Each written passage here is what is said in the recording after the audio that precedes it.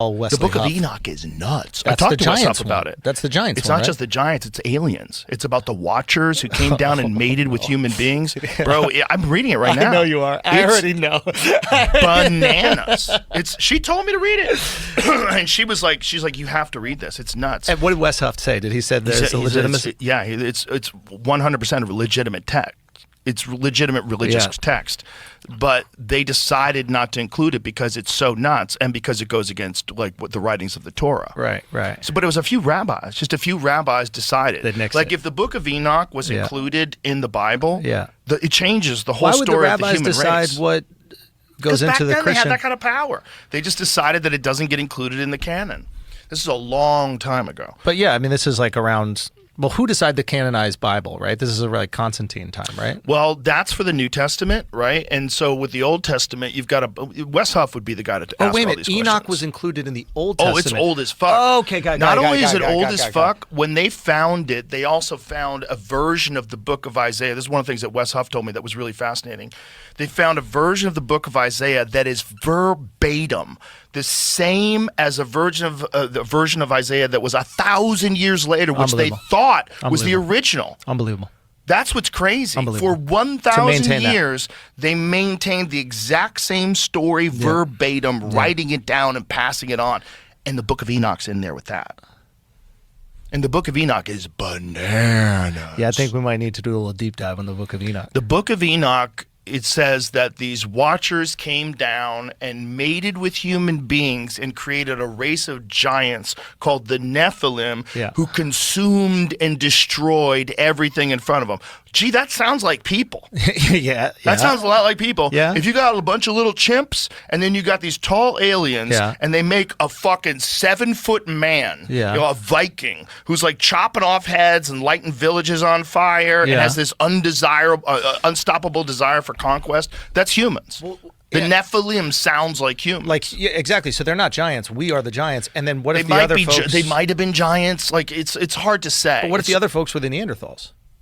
Well, because there was a time where we're living together, right? Right. Well, they were here before us, allegedly. Well, the question is where did humans come from? Yeah. This is the real question.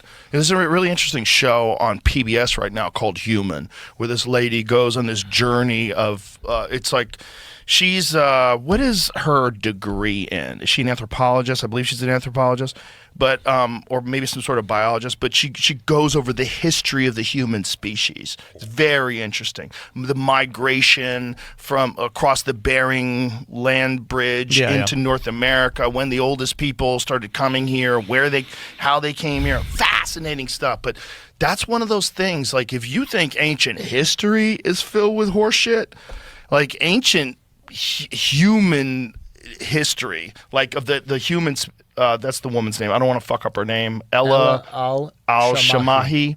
And it's on BBC and PBS. Really good show. I just started watching it. She's a paleontologist, degree in genetics and taxonomy and biodiversity.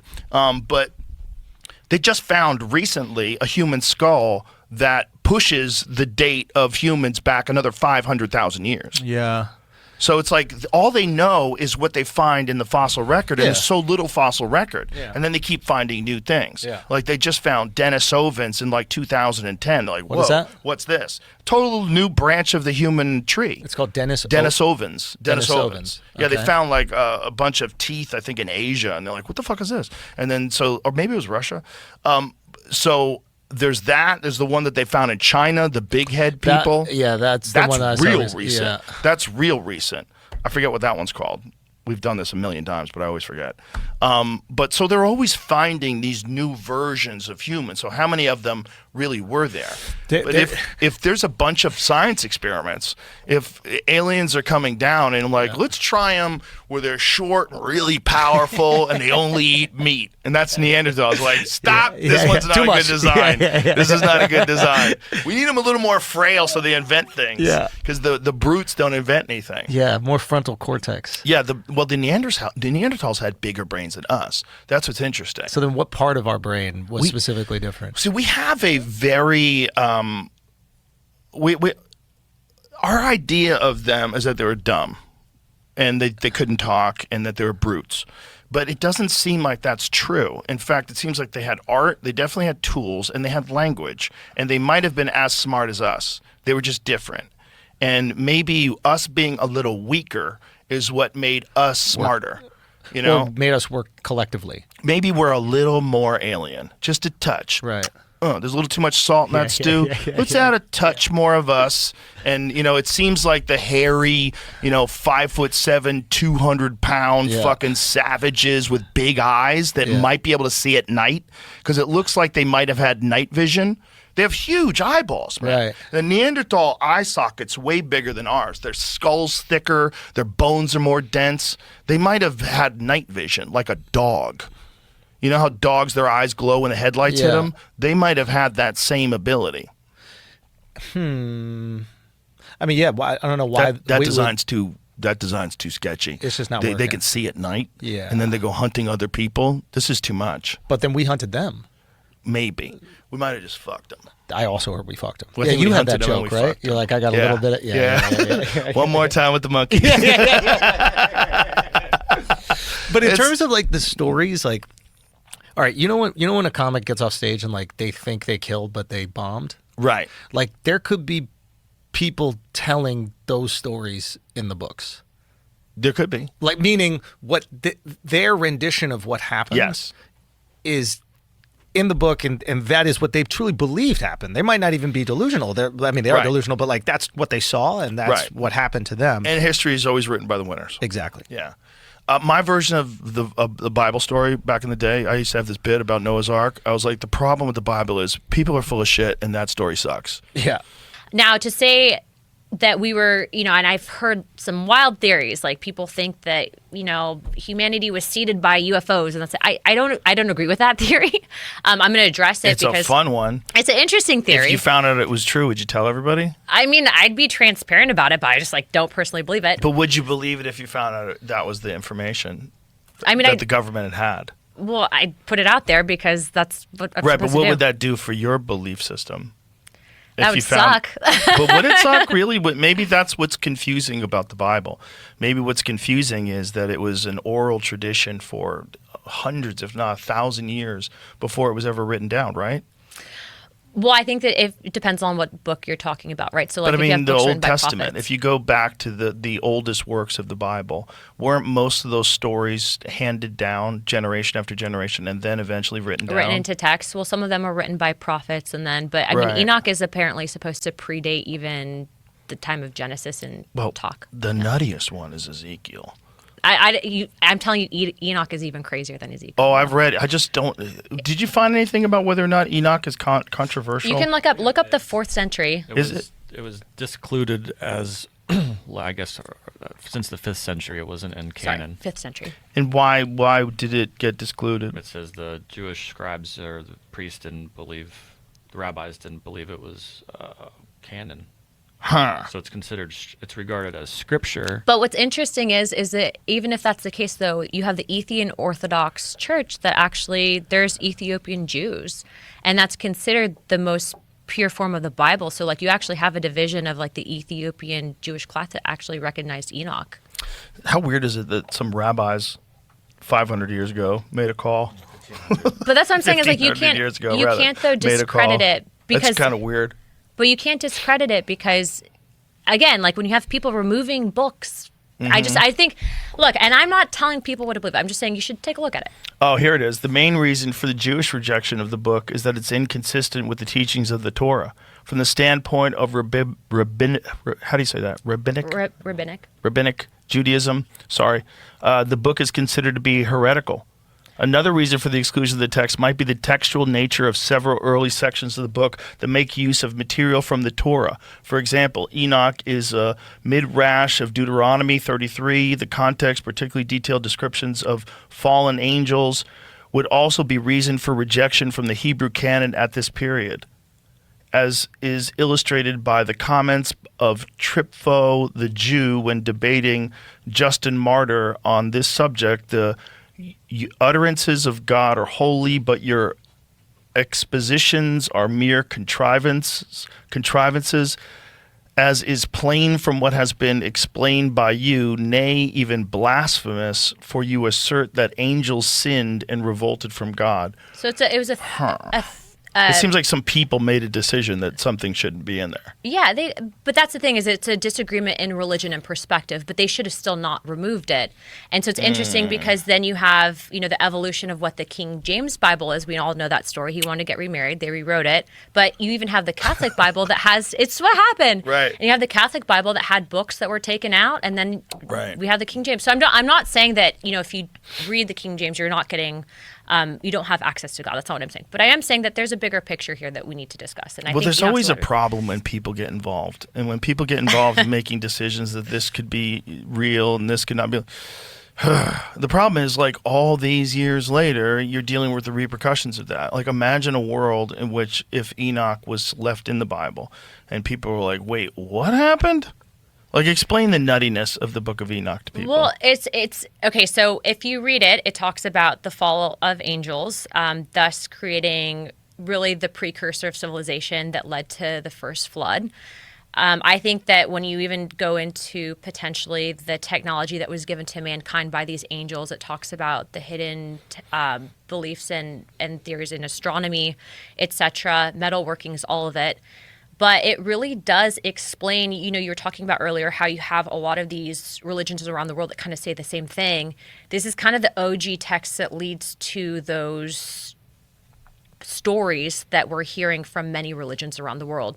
To talk about angels mixing with mankind and then seeding a super essentially race of humans that essentially were responsible for basically damning mankind to the flood. I mean, you hear about stuff in Greek and Roman mythology, people who had these super crazy powers, and you talk about it out loud and it sounds crazy, but that's what the book says. And then the fact that it was taken out and then it's poo-pooed, yet you have one of the oldest religions in the world via the Ethiopians that actually still have it. You have, the Catholic Church that has books that are missing out of the King James Version. I'm just saying that, when you read it, you should read it and decide for yourself. Don't listen to what I'm saying, don't listen to what you're saying, but truly give it a chance and see what you have to say. And then, you're going back to this whole concept of if you have this information pertaining to UAPs, whatever they might be, the origins.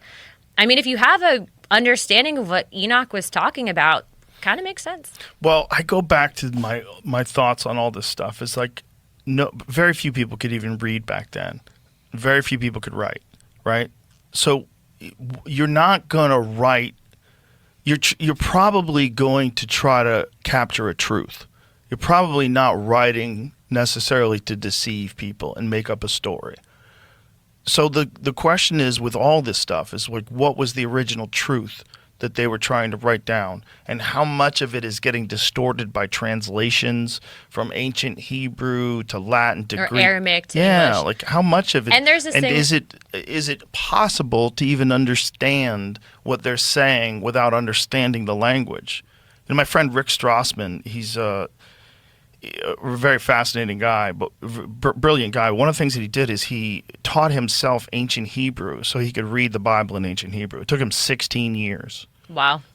But he did it because, like, I want to know it in that language. That's smart, because there's always an aspect of translation where you lose certain implications. If you're playing the telephone game, you want to be second. You don't want to be 15th. Exactly. Right? And whoever was writing it down the earliest, that's probably, you're closer to their depictions of what that truth is than after King James starts fucking around with it and all these Want a new wife, got to remove certain stuff. All these new people start getting involved. But boy, when you go to the really old stuff, the really old stuff is very strange. I'm telling you, the Ethiopian Orthodox Bible, I actually had a staffer that went to Ethiopia. She was on a church trip, and she actually brought me back a copy, and she's like, you can translate it via Google Translation, so kudos to modern day technology. So I have it in my office, and actually when I did my swearing in, I actually did my swearing in on the Ethiopian Orthodox Bible. Wow. It's cool. It's direct translation. That's kind of crazy. It's I would wonder what the impact to all these religions would be if we had definitive proof that we're not alone. Like, if there was an introduction, like some sort of an event where they decided, look, this government is too secretive with all this information. You're holding back the understanding of these intelligent life forms, that they are not the apex of this planet, nor are they anywhere close to the peak of the intelligence that's available out there in the universe. Just let me show you real quick. And then what does everybody do now? Like well, what happens to the Mormons? Like what I think that brings everybody's gonna fucking blow a gasket. Well, I think that brings us back to square one. So, by the way, I'm by no means saying that aliens are God. That's not what I'm saying. No. But I think that brings us back to the fundamental question on: do you believe that God exists? Because if you do, then you realize that our freedom, the freedom of choice, is not a man-given right, but a God-given right. And I think that goes back to the fundamental principles of like what we believe in true representation. So if you believe that God is real, God is powerful, then it shouldn't be a king or a man that you're looking to, but to God for divine inspiration and to make your life decisions. That's ultimately what freedom of choice is.